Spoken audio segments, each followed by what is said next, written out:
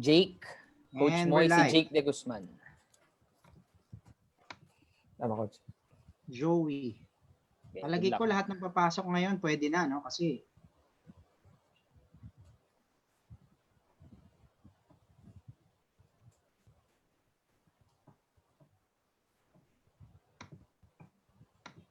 Okay.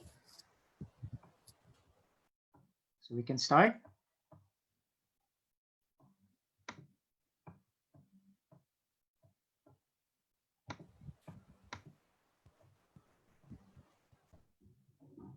Wox, how are you today, Wox?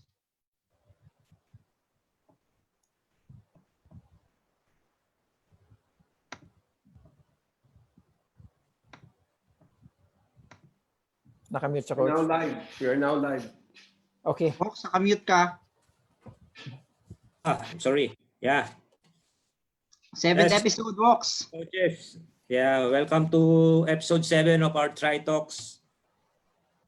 Welcome, Coach Joyette, Coach Moi, and Coach Jay. Welcome, coaches.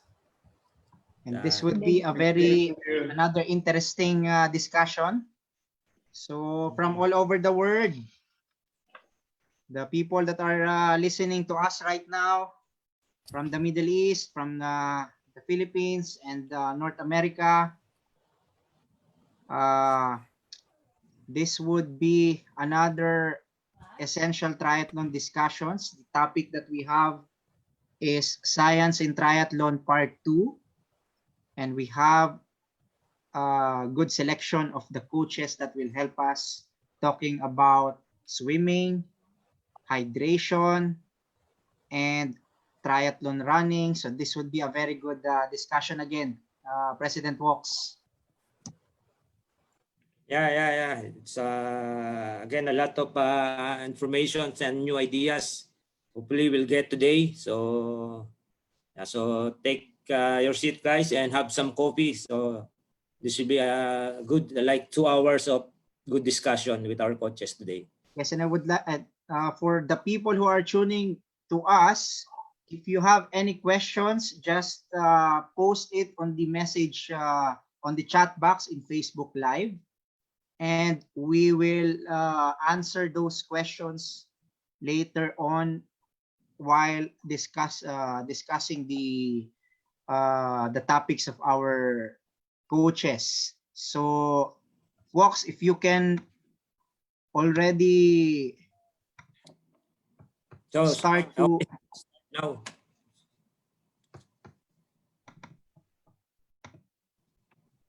Yeah, go on, Wox. Yes. Good afternoon again to all our regular viewers and participants, and also our coaches and regular speaker. Yeah, we would like to welcome back our Coach Moi for this episode. So he will be discussing open water swim. Coach Moi, by the way, is a founder and head coach of the Swim Academy, and also co-founder and coach of Endurance Lab PH, along with Coach Sol.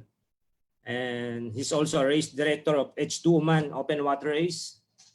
He's an triathlon certified coach of ITCA or ITCA.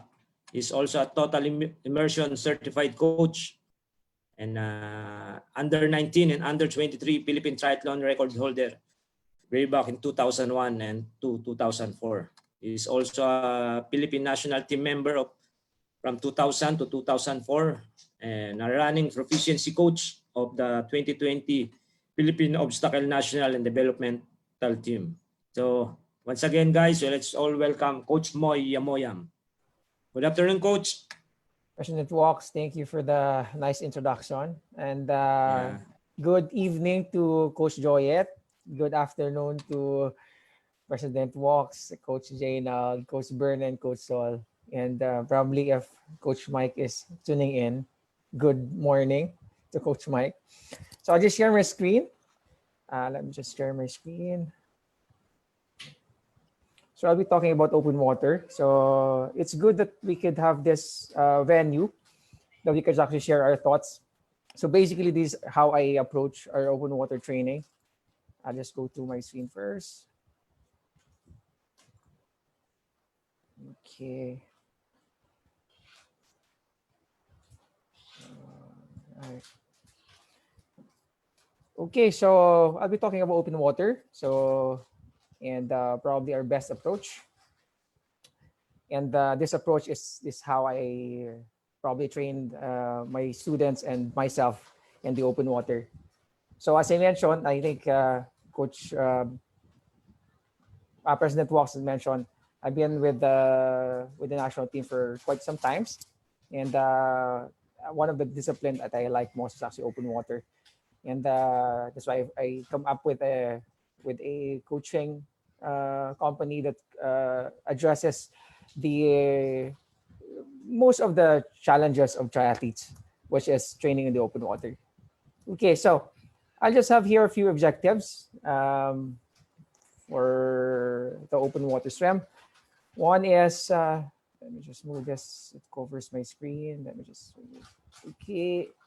Let's define what is open water. Second is open water distances that are sanctioned by FINA. What are those?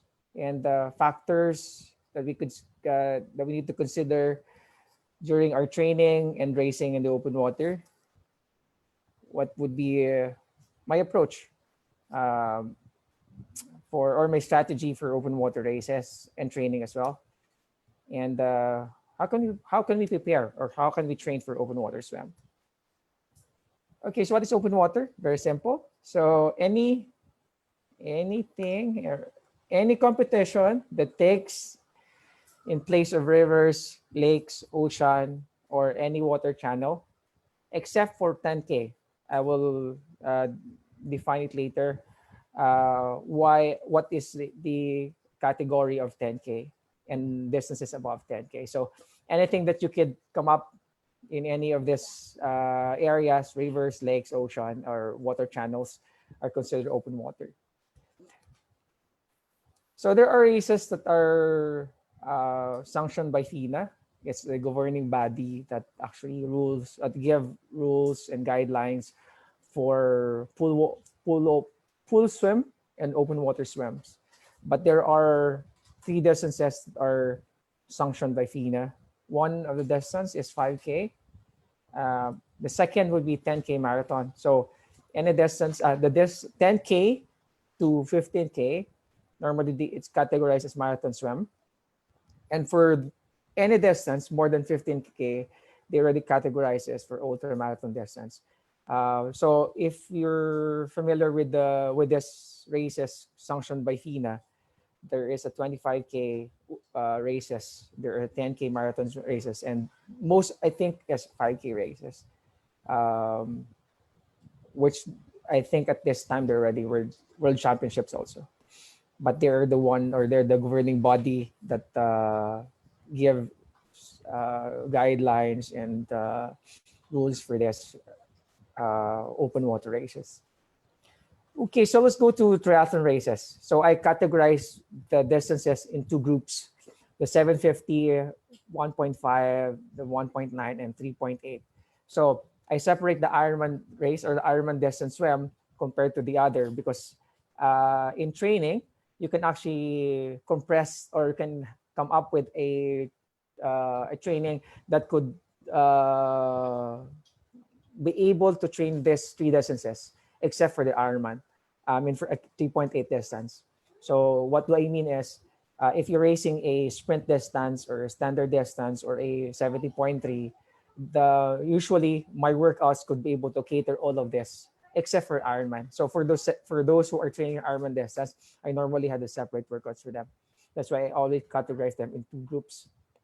That's, I think, the difference on my approach in terms of training the swim distance or the triathlon swim distance in 2 categories. Okay, so what are the factors you need to consider during training and racing? I think some are very familiar with this already. One of those is you need to understand the tides and currents and the other water conditions that is present on the particular area. The water condition would include water quality and the temperature. For tropical countries, maybe the temperature would not be the issue, but I think the water quality maybe you need to make sure that there's no pollutants, which is part of this also upstream, especially if you're swimming in the rivers. For open waters or the beaches, you might need to consider the tides and currents. If you're just swimming for training, but for a race, maybe you need to consider uh, the tides and currents to if you want to hit a particular time. Second is we need to respect marine life. We don't have we have this kind of marine life probably in the Philippines, maybe the smaller ones. I think this is a manowar, but we need to respect the marine life on where we are doing our training because some of those are dangerous for us. And since we're invading their territory, I think that's one thing we need to consider. The third one is, as I mentioned, is the pollutants. There are pollutants in the area that are not visible to your naked eye, especially for metallic pollutants. You might, by continue ingesting it as you swim, might probably endanger your life later on. And I think one of the things also that we need to know or we need to consider is there are local policies on areas where we train. For races, it's the job of the logistic officer or job of the safety officer to actually secure the if there might be permits. But if you're training to areas that we're not familiar with, we just make sure that we ask the locals or we need to check for local policies just to make sure that you're safe because there are some areas that we don't know there are actually marine life that would endanger us. So the locals would be the best person that we could ask for those information. So let's go to the equipment that we need. I normally go a little bit faster in this because I think many of us are already familiar with approaching open water. I would take my time probably and probably take questions as we go through the training later on. So normally when I do open water swim, I secure an open water buoy. If you have one of this, that will be great. The one which you can actually put in equipments inside, that will be one good open water buoy also. The one that I use actually I can put water bottle on top and a few things inside. So I usually suggest if you do an open water swim, if you have a body with you. If not, maybe you can have some of this equipment that I mentioned. So second is you need to have your smartwatch just to make sure that you're able to get data from the particular swim. If you could have a first aid kit, that would be great. Just in case you encounter problem, you might need this also. And a phone, if you have a waterproof case with you, especially if you're swimming alone, I think that will be one of the important things you need to have. So these are the things that I make sure I have. And if I'm actually swimming alone, but if you have a body with you, maybe you just make sure that those who are left in the beach know where you're going, just in case if you need help and they're unable to go back at a certain time, they could ask for help for you. Okay, so I have here a few race strategies that some might be doing it already, or maybe you can pick up some of this. Most of the strategies I usually ask my student to develop, or some are doing this already. One is I do a pre-race visualization. When I say visualization is I already finished the race before it started. So it's good to have a habit like this. It take a little while to create this habit, but it's nice that you actually finish the race before it started. So which means you visualize how to start, how you swim, how you finish the swim, how you go to the session, how you go to the run, and probably how to finish the race. But for the open water swim or races, you're able to visualize your some important things which I also mentioned. But I think you have created to your mind how you start and finish the race. So pre-race visualization is great. Second is, I normally find navigational points or marker so that it will guide me during the races. Some of those markers can only be identified as you swim. So it's nice also that you actually do a course recon. But if not, if you don't have that luxury to swim around the course, you can probably take note some of those navigational points. And what are those points? Normally, if I swim, these are like object that you can see from the water that will give you a guide on where to go, because open water don't have lane lines. Most of those open waters don't have lane lines. But if you have navigational points, you can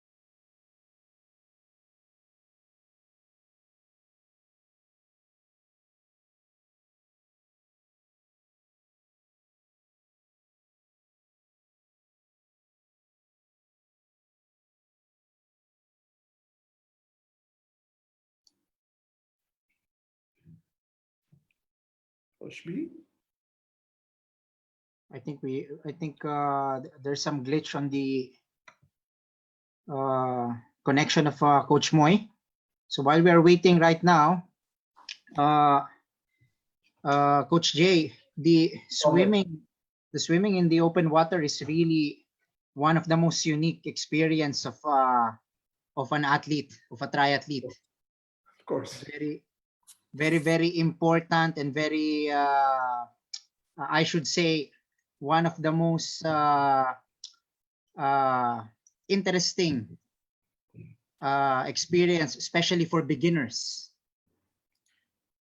So the swimming most of the time it can be the make or break factor for a triathlon race.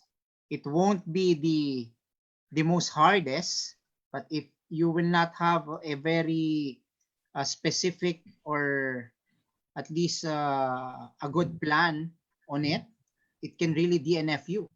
hello, Coach B. So, Okay. Coach Moi, yes, again? Coach sorry. Moise. Coach Moise, I'm back. Sorry. It's okay. Sorry. We were just Yeah, no discussing problem. about open water. we are just discussing how unique the experience of a triathlete when it comes to the swim. So Okay, thank you for bridging that gap. So I'll share again my screen. yeah, no problem. Some alien has put me out from the Zoom. Let me just share again my screen. Okay. So we're actually on the third part of the race strategy. Let me just go through it again. Sorry for that. Okay, so the third one is best that you can do your warm up, just to shake up those nerves, and sometimes we're a bit confused why we are on the we are on the particular race. So warming up could shake those nerves. So, but I normally do my warm up just to make sure that I'm prepared for the race. And you can also do your dynamic or static stretching just to prepare yourself for that race, or keep yourself focused on what's gonna be your goal, S or R. Okay. And the fourth one is find a good position. So finding a good position sometimes take a little while, especially those who are not good swimmers, and it takes a little trial and error. So most of them start at the back, but there's always an advantage starting in front. But there's also a disadvantage, especially if we are not following the new rules of Ironman, where they release a particular group of 5. If you do a mass start, and you're gonna experience what open water is. So, but for those who are good swimmers, starting in front would be the best position. Starting at the middle could be a little disadvantage. So finding a good position will take a little while, but normally if you're a good swimmer, you could probably fight your way out by getting your good position in front. And I usually do that. That's why I always encounter a little bump when we start. But if you're a good swimmer, it's a good experience that you can tell right after the event. Okay, the fifth one. Coach Moi. Yes, Coach. No, it's okay. Just finish first the race strategies. It's okay. Okay. After the race strategy. Yes. So we're on number 4 in race strategies. Number 5, which you need to develop also, is the skill of turning. I'll be showing a video later after my talk where I'll show 2 types of turns. Maybe some of you are doing this already. But this is one of the skills that you need to develop as an open water swimmer, to develop a smooth turns in all those buoys set up in the areas. So you can train it in the pool. You can also train this in the open water if you have a time. But most of us or most of my students, I give them a particular training intended to develop their skill in turning on those small and big buoys. The 6th is to, let me just read this one, learn how to sight. Sighting is probably the one particular skill that a pool swimmer and open water is different from each other. So if you want to be in open water, this is one particular skill that you need to develop. So it's not difficult. It's just that you need to make it a habit, because most of the pool swimmers don't raise their head to see where they're going, because they can actually they know exactly where they are in the pool by just looking at the floor. But in open water, this is the particular skill that you need to develop and you need to master, and it should be part of the whole swimming skills that you have as a swimmer and open water swimmer. So learn how to sight. And the last one is, number 7, is you have to finish well. In triathlon, there is a particular skill that you need to develop to finish.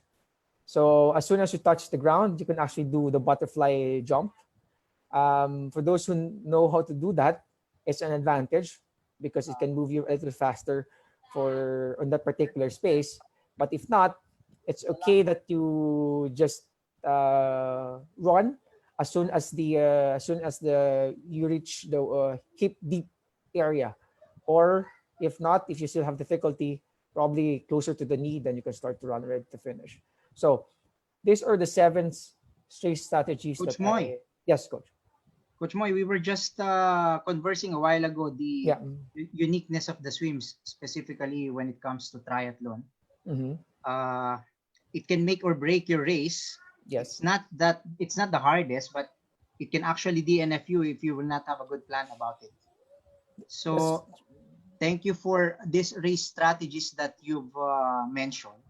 Can you also give us some thoughts on the different types of water that you experience in triathlon? Like if your race swim route has a lake, mm-hmm. if your race swim route has a river, mm-hmm. and sea, can you differentiate basically these 3? So different, you can add up some race strategy if you will be swimming on the river, if you are going to swim on a lake, and if you're going to swim on the sea. Correct. One particular difference of salt water and fresh water is fresh water much heavier compared to salt water.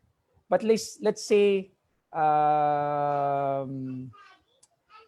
you don't have that disadvantage. Most of the fresh water are calm. Most of the area where open water is done and fresh water is calm. One of the challenge that you might encounter in open water swim, like in a salt water, is wave. And on my experience, there are two types of waves that I usually encounter. The bigger waves and the chopper waves. So what would be your approach if in case you might encounter these waves? When I say chopper waves, there are smaller waves. And normally when I encounter smaller waves, best that you go through those waves rather than going up because they're just smaller waves. So powering up through that is best, or going through underneath that smaller waves is the best way to uh, to uh, to go through it. The other one is the bigger one, the bigger waves, which much difficult for you to go through. If you go through it, you might not be able to go past that bigger wave. And this is where the higher cadence, higher kick should be used in order for you to go up that wave and slide down. The Cebu area, or Cebu 70.3, these are bigger waves. When I raced that, I think in 2014 or 2013, I can't remember which date, I realized that there's a particular area where the waves are actually bigger. The waves are actually bigger, where you need to go up the wave and slide through it. If you cannot be able to reach the top, that's where you go back and forth. That's why most of those who trained at a low cadence, no kick style would have a difficulty on this kind of water condition or the wave in open water. That's why it's good that for an open water swimmer, you have different, if like a car, that they have different gears. You can change gears if you want. If you only have one gear and the water condition changed tremendously, you would have a difficulty to adjust during the race. So what would be your best if you want to choose one of the other? High cadence would be best, but you will also sacrifice your aerobic strength. But it would be a good option as well, in case you just need to choose one of either of the two style, the longer stride or the high cadence swim. The high cadence with a good form would be best, so that you can actually much prepared for a worse condition. That's what I actually experience if I encounter this kind of difficulties in the open water. I hope I answered your question, Coach. But one in Yes, particular thank you difference, for that, yes, Coach. yes, Coach, thank you. That was What? the big wave and the chopper wave was Yeah. a very good thing to remind us about. So basically, that's the thing that can determine what are the things that you can do during the swim if you're Yes, able Coach. to have. Those are actually the two types of waves that I encounter. I don't know if others had able to encounter any kind other than that, but these are the two that I usually encounter in open water: the chopper waves, the smaller ones, and the big ones. The middle ones might be considered the smaller ones. So what I do is that I go through it.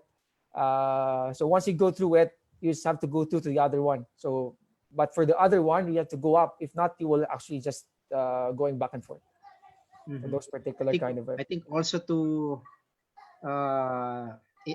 when it comes to river and lake, maybe the drafting also would be a good strategy, because if you will be swimming it alone, the the water is more heavy when it comes to the lake and the river. Since you What mentioned can you that, say about? Coach, yes, since you mentioned the drafting, actually, you're correct. That's one of the race strategy that which I miss on this. There are actually two types of drafting, by the way. When you do swimming, one which is side by side, the other will be at the shoulder, and the other will be at the back. So these are three types of drafting in the open water. The closer you are to the person, the better. The problem with that, if you're too close, you might hit his hand. So it's like running. When you do drafting, you're actually mimicking the other person. If you're drafting to him, unless if he's drafting to you, you're mimicking his movement in order for you that you can actually be closer to it. So similar to the bike, you need to be at the back. But in the swim, the best position is when your head is on your shoulder. That should be the best position. You On can the actually shoulder. have the most drafting position if your head would be at the shoulder. But it take a little while. It take a little skill to really draft at the shoulder because you're actually very close to his head also. So there are three types of drafting. So your head is actually the same. Your head is at the shoulder and at the back. The back would be the most safest. When I say safest, yes, you don't mind the person's movement. You just make sure that you can see his feet or his bubbles in any ways. So that's the draft. But the problem with that is you don't have the maximum drafting advantage. Normally, for those who can draft at the back, they're actually same capacity, or the person drafting at the back is stronger than the one in front. So Thank I you will for add that. it here. Thank you, Coach, for mentioning that. I think that's one thing that I miss here is actually the drafting skill. But because there are three types of drafting in the open water, or probably in the pool also, if someone wants to train in the pool and they want to draft as well. Thank you, Coach. Thank you for that, Coach Mo. You can go ahead. Thank you. Okay, so those are the straight strategies that I normally follow. So sorry, I missed the drafting. That's actually one of the points here in the straight strategies. Okay, so one of the things also that you need to do is to find time to check the course and make sure to have fun. So I think this is the most important in the open water. I know that we have our goals, we have our targets, but it's so nice to actually go around, check out the course, and just have fun doing open water, because open water is like running as well. It's like you can actually it's a relaxing moment, especially if in a group and you don't worry much because you have someone with you someone swimming with you. Okay, so how to prepare for an open water event? These are tips that I can actually share. And how do I prepare for an open water event? Yes, first is you need to set up your targets. Very important. Similar to any of the things that you do, you set up a target. First, yes, you need to target which event. Similar, if you're doing a triathlon event, choose which event you want to join. Likewise in open water, choose an event or probably the distance that you trying to join, which is the second point. So in this map, this is a 1500 1,500 meter distance open water swim, and the event and the time. So very important that you have three of these aspects together so that you can actually talk to your coach on what strategies and what's going to be your training plan for that particular event. So first is get your targets. Second is, this is the most important for me. I do a form building session. This depends on the student. So most of my beginner student took me about 8 weeks. I put all the distances, because in any distance, whether you do an Ironman, you do a 70.3, a standard distance or sprint distance, it depends on how long it will take you to create that form. I always tell my student that it's okay if it took you 2 months to swim better, but you can also swim for the good in the rest of your life. What's 2 months? So I usually tell them that don't hurry the form. It's very important to actually build your form first rather than to build that mileage, because the mileage will just come as soon as the form is there already. So that's, I think, one of the different of swimming to other sports.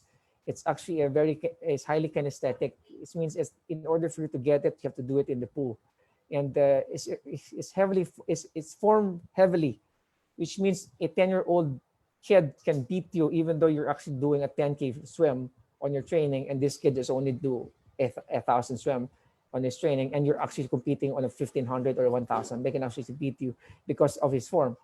So that's why I'm very particular in form building rather than mileage. Okay. Okay, sorry. You might hear my daughter. Okay, next is this is where I build up. So once we are able to get the target already, we're able to build the form. Then now we're starting to build the threshold of the athlete. The threshold, if you're able to attend my talks last time, is the target, your pace that you're targeting. On this particular chart, this is how I build their threshold. I normally start in a smaller distance and go up to 400. And if you can see, there's weeks up from week 1 to week number 8. But it always depends on the athletes. So there are some athletes that would take a little while for them to really hold the threshold at a particular distance. But this is the sequence that I normally follow. As soon as you hit the 400, that will be the sweet spot of your target, whether it's going to be 750, 1500, or 1.9, or an Ironman. This distance will be my sweet spot. As soon as you can hold this, and you hit the 400, most likely that's going to be your sweet spot for in building that functional threshold pace. Let me just move to the next slide. So let's go through first. Let's review the other one. So you get the. Let me just tell my daughter first to keep quiet. Okay, sorry for that. So let's go to the next slide. Okay, so we have their target, we have the form. The third one, we have the threshold. The next one is we need to check your FTPA or your functional threshold pace. Normally, I do that every 4 weeks in any of the distance, but in a shorter distance, maybe a shorter at 3 weeks can be. So in order for you to see if your student or if you is very close to your target. So, but it's good to take every 4 weeks to do a FTPA just to check or to see if you're or if you need to lower down to a shorter distance or move to a 400. So that's my cue already to see if my students is progressing or already plateauing on his target or her target, or we need to move a higher distance. So normally it would take me about 4 weeks to do that. So we have the so just a review. So we have your target. If we build your form, we create the threshold pace. We always have review your threshold pace, and the last part is to inject VO2 max sets. So normally I inject VO2 max sets in the FTPA building period. So it will always depend if you're actually within your FTPA in particular distance. Normally I don't inject ready VO2 max sets, but but in case you're still out of your reach, you can inject these sets to help bring the truth. As I mentioned, if you're familiar with the illustration of Coach Sol, yes, he has this house. The ceiling would be your FTPA, and if you want to bring the ceiling up, you need to move the house a little higher. So similar to that. So this is how I also prepare for an open water swim. So basically, I think this is also familiar with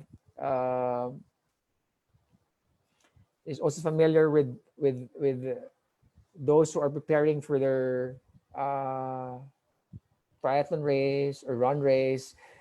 This sequence might be also very similar.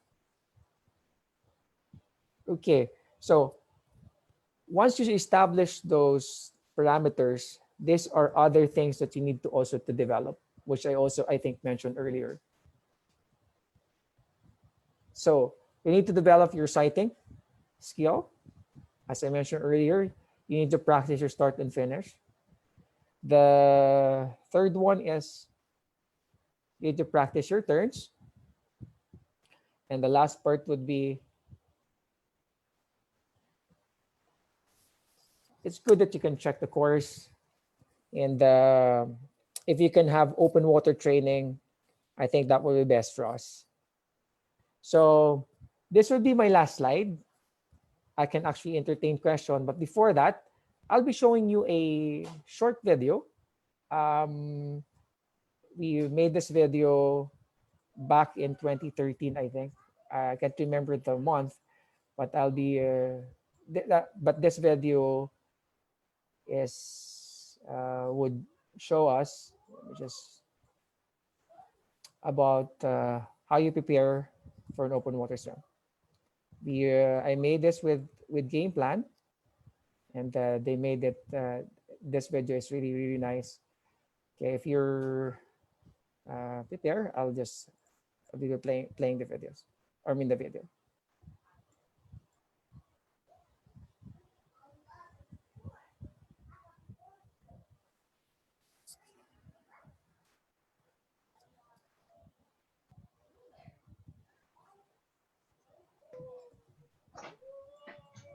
Are you playing it already, Coach Moi? Coach, can you see the video? Did I play? Not yet so far. Let me check. Am I sharing it? Okay. I need to share it. Let me just share it again, Coach. Wait. Coach Moi, we have some questions coming from our listeners. One coming from JB Serrano and one coming from Darwin Bonagua. So okay, we will be asking you those questions later on after our two speakers. Okay. Yes, Coach. Now I'm ready with the video, Coach. I'll play it. Let me see if you can see, Yes. see it. Go on. Yes, it's playing now. Oh, there's no sound, Coach Moi. Huh? You don't hear the sound, Coach? No. Maybe before the share screen, you can. There's a square that you can check out the box so that it will have sound. Let me check. If I yes.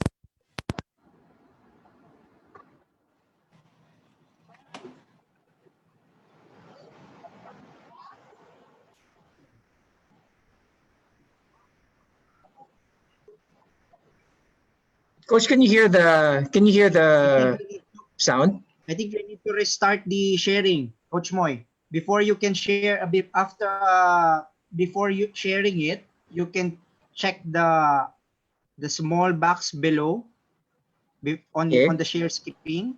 You'll see so that it will have a sound. Okay. Let me stop sharing, Coach. Yes.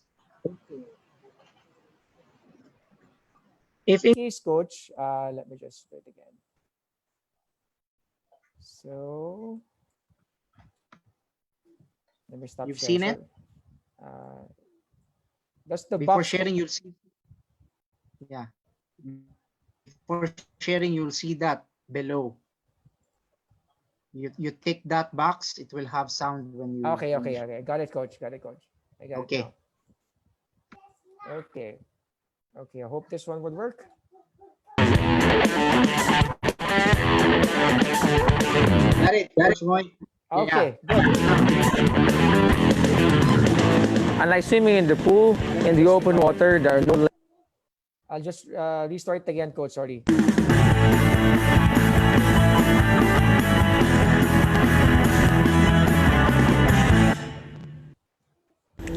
Triathletes do most of their swim training in a pool, but on race day, the open water swim brings its own unique set of challenges. In this webisode, we talk about how to swim better in open water.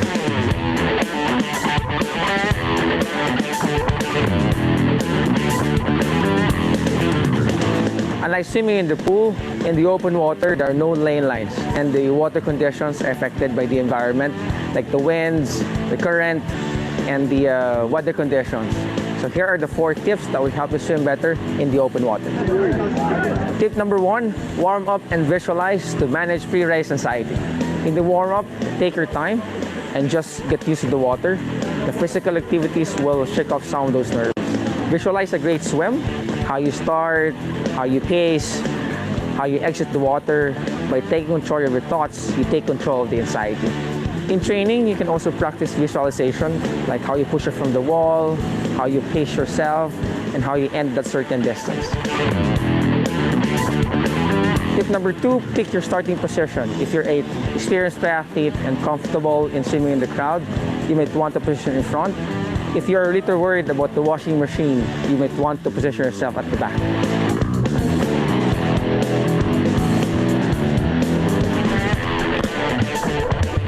Tip number 3, sight for navigational points. Since the open water is not bound by lane lines or walls, you should know where you are and where you're going. Sighting just simply means lifting your head, looking for your navigational points. You can try to sight every 4 to 8 strokes. Before the swim starts, I look for this reference point. It can be a ridge of the mountain, which may be in line with the first buoy or the second buoy. It can be a tall tree, which it can be in line with the finish arc. But best to use the swim buoys, which mark the swim course. Sighting the pool, look for a reference point at the far end. Time the lifting of your head when you strike your left arm if you're a right breather, and right arm if you're a left breather. Lift your head and pick at the surface of the water to sight. Drop on your side to breathe. Do this as frequent as you can until it becomes natural. Tip number 4, know how to turn. If it's a smaller buoy, if your right arm passes through it, use the other arm to rotate and head to the direction where you're going. This is one of the fastest way to turn if it's a smaller buoy. If it's a big buoy, it requires a wider turn. You just keep on steering or pointing the lead arm until you clear the buoy. You can practice this both in training. You can put a kickboard or a pool board at the far end of the pool, then practice both turns.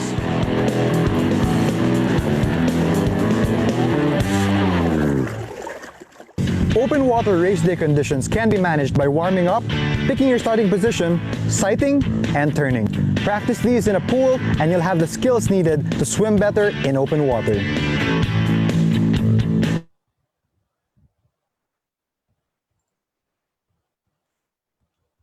Okay, so let me just check here. Okay, coach. So Thank you for that. Thank you for that, Coach Moi. Nice video, huh? yeah, How- very nice, How old very are you nice. where you were? I was just 12 years old. There you go. I think it's Thank you about so much for that video. And you know what, Coach Moi, I just wondering about the things that you've said. I think drafting, sighting, and turning is a skill that you need to learn. yes, coach. And For open water, that's a very good thing that you pointed out. And these skills, you cannot underestimate it while you are training, while we are trying to improve our skill to be faster. You really need to have those skill training for you to know this well, and you practice it well, and you'll be able to do it and apply it during the race. agree, So we coach. have some questions later on. Yep. If you can stay a bit with us, Coach Moi. Yeah, sure, coach. President Walks, thank you so much, Coach Moi. President Walks, Thank you you, can thank you. Sure. introduce our second speaker for tonight. Yes. Let's go to our second topic for today.